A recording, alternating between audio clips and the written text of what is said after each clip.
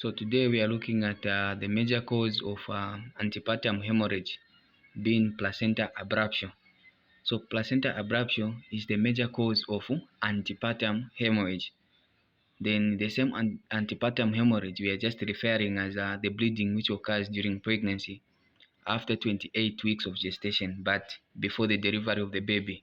Then that's antepartum hemorrhage. But there are two major causes of the same antepartum hemorrhage being placenta abruptio and the placenta previa. But the topic of interest today is placenta abruptio. So abruptio placenta, we are just saying is the premature separation of a normally situated placenta after 28 weeks of gestation. Then we have got types. Now we have got types of placenta abruptio. So the types of placenta abruptio, we have got three. So these are, I've got revealed placenta abruptio, then concealed placenta abruptio, and also mixed placenta abruptio. So when you look at the concealed placenta abruptio, this is where the placenta has separated itself prematurely but after 28 weeks of gestation, but whereas the bleeding itself it is concealed within the same placenta where it has separated.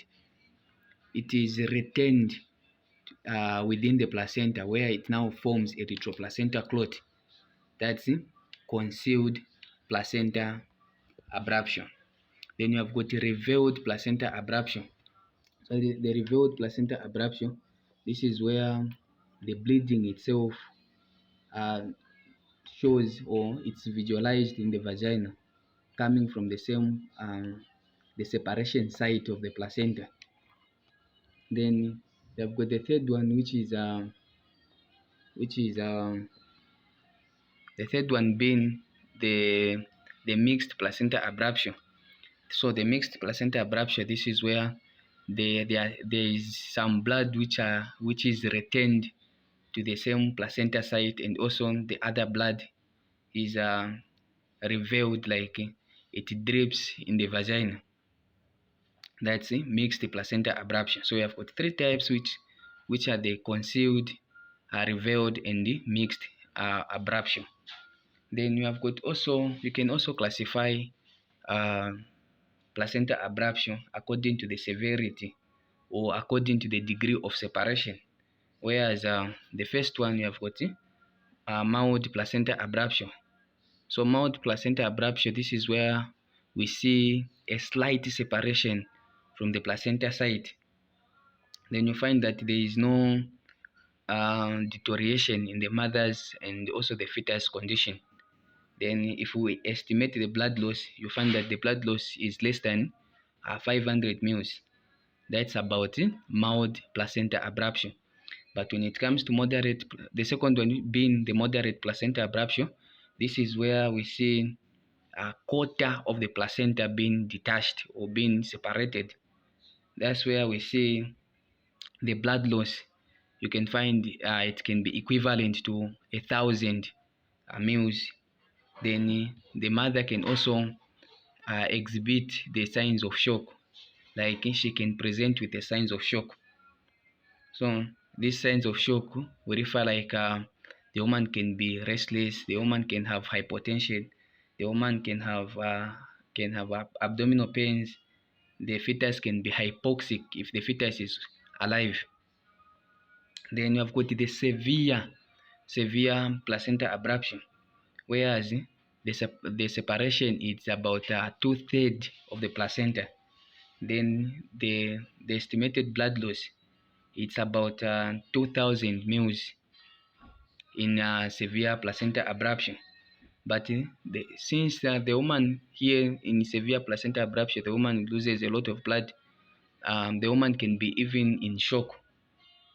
Like other signs, they can even include like the woman can have oliguria, the woman can have severe abdominal pains, even tenderness can even present, but shock is present.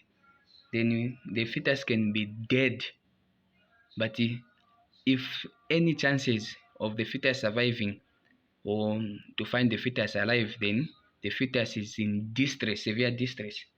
So now let's look at what can lead to the risk factors which can lead to placenta abruptio.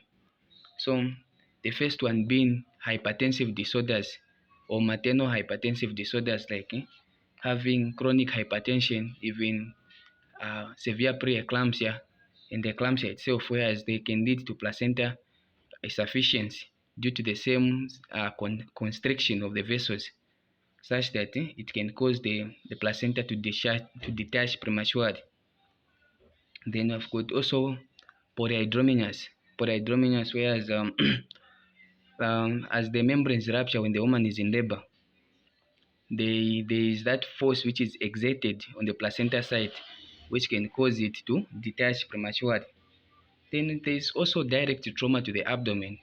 It can cause the same placenta to detach prematurely. Then the short cord, women or the fetus which has a short cord, you find that as it descends towards them, it will be pulling the cord down or to descend such that pulling the placenta to detach prematurely.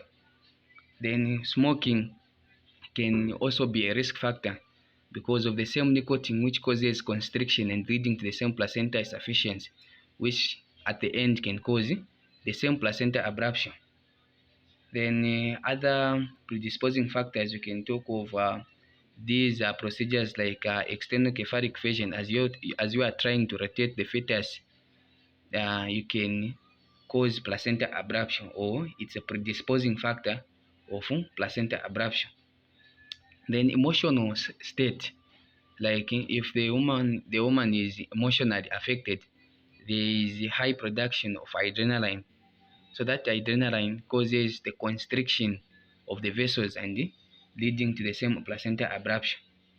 So after talking about the same signs and symptoms, okay, if the same placenta abruptio has occurred now in this woman, what clinical features can this woman present with?